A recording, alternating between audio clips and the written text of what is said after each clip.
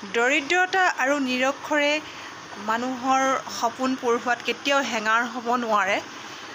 মানুহৰ ইচ্ছা থাকিলে মনৰ আশাই পূৰ হ'ব পাৰে, মাথো লাগিব নিজৰ একাগ্ৰতা। আপুনি যদি দৰিদ্ৰ, আপুনি নাভাবিব যে মোৰ সপোন কেতিয়াও পূৰ নহ'ব, অথবা আপুনি যদি কমকৈ পঢ়িছে অথবা আপুনি নিৰক্ষৰ, তেতিয়াও আপুনি নাভাবিব যে আপুনি কেতিয়াবা জীৱনত সফলতা পাব নোৱাৰে। আপুনি যদি মনত সপোন পুহি ৰাখিছে, আপুনি নিজৰ একাগ্ৰতাৰে এই কাম কৰি গৈ থাকক, এদিন নিশ্চয় আপুনি সফলতা পাব। মই কাৰ কথা কৈছোঁ আপোনালোকে নিজে গম পাইছে। এজনী নিচেই কম বয়সীয়া ছোৱালী, উত্তৰ প্ৰদেশৰ এখন সৰু গাঁৱৰ নেন্সি ত্যাগী।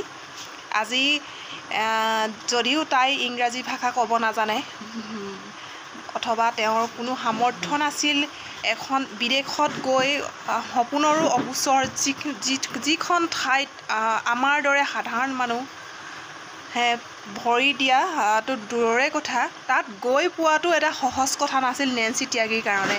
নেন্সি ত্যাগী তেনেই সাধাৰণ ঘৰৰ ছোৱালী, দৰ্জীৰ কাম কৰিছিল। তাকো তেওঁ কোনো প্ৰশিক্ষণ লোৱাই নাছিল। প্ৰশিক্ষণ নোলোৱাকৈ তেওঁ নিজৰ একাগ্ৰতাৰে, তেওঁ আচলতে খুব ইচ্ছা আছিল, তেওঁৰ কামটো আচলতে তেওঁ ভাল পাইছিল। সেইকাৰণে তেওঁ এটা মেচিন কিনি লৈছিল। মেচিন কিনি তেওঁ বিভিন্ন ধৰণৰ কাপোৰ আনি ডিজাইন কৰি নিজে ডিজাইন কৰি চিলাইছিল। তেনেকৈ এদিন ছ'চিয়েল মিডিয়াতো তাই ভাইৰেল হৈ পৰিছিল, ছ'চিয়েল মিডিয়ালৈও আহিছিল, ডিজাইনবিলাক ছ'চিয়েল মিডিয়াতো দিছিল তাইও এদিন আশা কৰিলে যে ময়ো এদিন ৰেড কাৰ্পেটলৈ যাম নিশ্চয়। তাত নামী দামী তাৰকা আহে, সাধাৰণ মানুহ যোৱাৰ কোনো কথাই নাহে তাত। মানুহৰ একাগ্ৰতা থাকিলে আমি মনত পুহি ৰখা আশা সপোন, আমি যিকোনো সপোনেই আশাই আমি পূৰণ কৰিব পাৰোঁ। মাথো লাগিব আপোনাৰ একাগ্ৰতা আৰু আপোনাৰ কৰ্মদক্ষতা আৰু কষ্ট, যি নেকি আপুনি একান্তভাৱে আপুনি কৰি গৈ থাকিব লাগিব। তেনেকৈ নেন্সি ত্যাগীয়েও নিজ কৰ্ম কৰি গৈ থাকিল। এদিন যাবলৈও তেওঁ সাহস কৰিলে ৰেড কাৰ্পেটলৈ, য'ত নেকি নামী দামী তাৰকাসকলে, নামী দামী ধনী যিবিলাক মহিলা, তেওঁলোকেহে যাব পাৰিছিল, সাধাৰণ মহিলাসকলে যাব নোৱাৰিছিল। তেওঁ নিজেই দিল্লীৰ পৰা মিটাৰ কাপোৰ কিনি, নিজে ডিজাইন কৰি, নিজে এটা গাউন চিলাই সেই ৰেড কাৰ্পেটলৈ গৈ তাত অংশগ্ৰহণ কৰিবলৈ সুবিধা অকণমান পালে।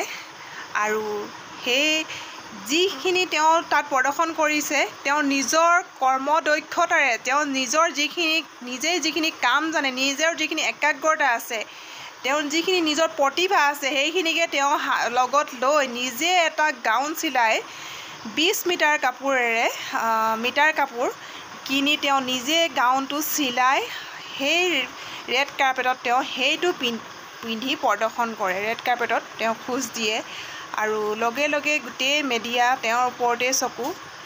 আজি তেওঁ ফেশ্বন ব্লগাৰ হিচাপে খ্যাত।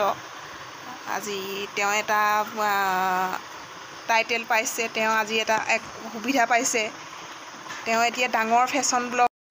আজি নেন্সি ত্যাগী তাৰে জ্বলন্ত উদাহৰণ। মানুহৰ একাগ্ৰতা থাকিলে মানুহে কি কৰিব নোৱাৰে আচলতে জীৱনত আগবাঢ়ি যাবলৈ। লাগিব মাথো নিজৰ ইচ্ছা আৰু একাগ্ৰতা আৰু মনোবল। কামটো যাতে 100% সফল হৈ উঠিবৰ কাৰণে সদায় নিজৰ একাগ্ৰতা লাগিব আৰু সেই কামটোৰ প্ৰতি ভাল পাব লাগিব। কামটো আচলতে সন্মান কৰিব লাগিব, নিজেও কামটোক ভাল পাব লাগিব, তেতিয়াহে মানুহৰ জীৱনত সফলতা পাব পাৰি। আৰু ইয়াৰে জ্বলন্ত উদাহৰণ নেন্সি। আজি নেন্সিও সফলতা অৰ্জন কৰিছে।